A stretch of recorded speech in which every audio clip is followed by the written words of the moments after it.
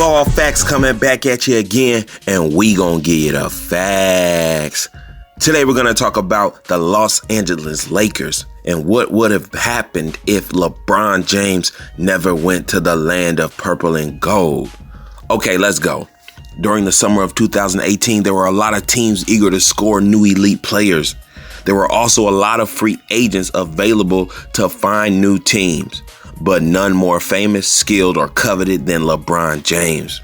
This guy had been to every NBA Finals game that the league could remember in the last decade.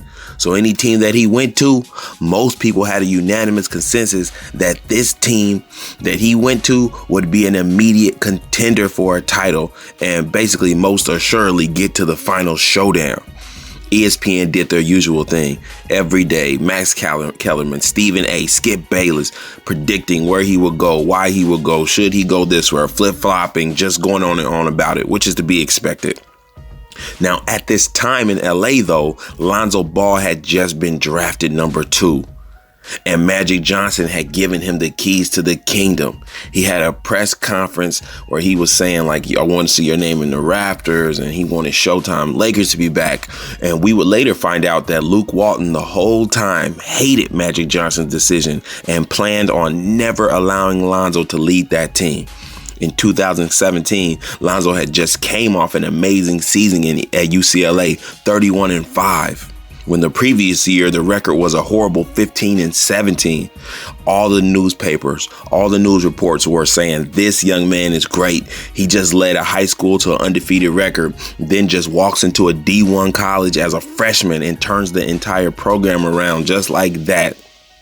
So Magic Johnson seen the same thing and didn't want to bring Lonzo in as just a role player. He wanted to bring him in as the leader because Magic Johnson seen that this is the way that Lonzo thrives. He has to be given control of the offense. He has to be trusted. So guess what? LeVar and Magic Johnson actually agreed on something. They knew it would take Lonzo being in control for him to be successful. Everybody talks about Lonzo makes his teammates better. Why isn't he making his teammates better now? Well, he has to be in control of the offense for him to make them better.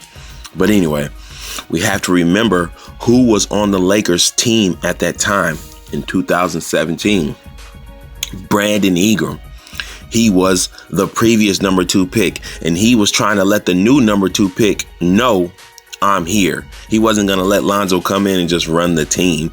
He had something to prove. He heard what Magic Johnson said. You know, he heard what he said about Lonzo, and Brandon Ingram's thinking, yeah, okay. Jordan Clarkson was there, and he was a beast off the bench looking to expand his role. He was like, I've been here, and I'm not satisfied with being stereotyped as just this role player. Kyle Kuzma came to the Lakers as well. He won the championship Summer League game MVP. Lonzo won the entire Summer League MVP, but with that taste of greatness in his mouth, Kyle Kuzma was hooked. He never wanted to share anything with Lonzo again. And while he was friends and kind of liked Lonzo, he was secretly envious of his fame and wanted to outplay Lonzo. He wanted to exceed him. They had a frenemy thing going on. So, without Magic Johnson sitting down with these players and the rest of the team in one room and spelling it out to them, Lonzo is your leader. If you don't like it, or if you don't play like it, I will trade you. Even sitting down with Luke and saying, if you don't play him the most minutes, I'll find a new coach. Without Magic doing this, these players' egos, ambitions, and goals would never allow Lonzo to lead the team. And Luke as well. We know Magic did not sit down with him and have this straight talk. You know, he's old school. He probably wanted it to happen organically. But Lonzo's father always just made him the leader. Then, you know, UCLA, he came in as this big draft prospect. So he just was the leader. He wasn't used to, you know, going in and competing for some leadership. And we know that Magic just didn't have that conversation with the team. Because what happened when he first got on the team, Luke was pulling Lonzo in and out of the game right away, pulling him in and out like a man trying to not get his girl pregnant. And the other players seen how Luke treated Lonzo. So they're like, oh, man, that's good. We got a chance to elevate our games before Magic clamps down on Luke and makes Luke play Lonzo. And lo and behold, behind the scenes, Jeanie Buss would never let Magic Johnson touch Luke Walton. She had him guarded. So Lonzo was never used to being on a team where he had a power struggle. He was always given the keys to the car. He took the driver's seat and everyone else got in. Then he drove to the finish line. Just like that. But in the Lakers system, Luke Walton, he took the keys, threw them in the air and said, hey guys, one of y'all catch them. And this is why Magic Johnson wanted to get rid of Luke. You know, Magic Johnson was tired of all of Luke's lineup changes and all of his excuses. But when the Lakers 2017-18 season was over and all was said and done, Luke Walton had his way. You know, a couple other things happened through that season. Kyle Kuzma shocked the world. Everyone was saying, man, he's going to be really good. Brandon Ingram showed signs of a great future. And Lonzo was never given a real chance to lead the team. He got hurt and his confidence took a hit. People like to blame Lonzo's rookie season, you know, since it was kind of rough, on LeVar putting a target on Lonzo's back. But no, really, it's Luke Walton's. His fault for not standing with Magic Johnson, for being divided, for having his own agenda side issue. It's his fault we didn't get to see Lonzo do great things in the NBA. Luke made it his goal to undermine Magic Johnson and Lonzo Ball. And it's also Jeanie Buss's fault for letting Luke do it. But when the 2018 free agency came, Magic seen he needed a new plan. The old one, just like he couldn't do nothing. He needed a new plan. So that's why he went so hard after LeBron James. You know, their team had no identity, no direction. The entire camp was divided and they just needed a savior at the time. So they had a strong enough pitch to convince LeBron James to sign with them.